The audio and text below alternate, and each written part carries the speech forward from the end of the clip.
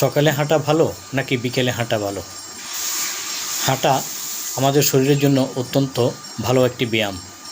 ওজন কমানোর জন্য, ডায়াবেটিস নিয়ন্ত্রণ রাখার জন্য এবং রক্তে চর্বি কমাতে আমরা যে সমস্ত শরীরচর্চা করি তার চেয়ে সবচাইতে ভালো চর্চা হলো হাঁটা। তবে বিকেলে হাঁটার থেকে সকালে হাঁটা অনেক ভালো।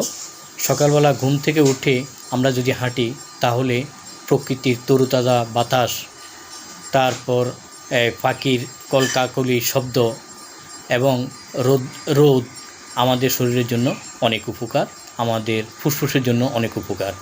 কিন্তু যারা সকালে হাঁটতে পারবেন না বিভিন্ন কারণে, তারা অন্তত বিকেলবেলাও হাঁটবেন। যখনই হাঁটেন না কেন অন্তত 30 মিনিট একটানা নিয়মিত হাঁটবেন। এতে শরীর ভালো থাকবে, মন ভালো থাকবে, ডায়াবেটিস অনেকটা নিয়ন্ত্রণে থাকবে।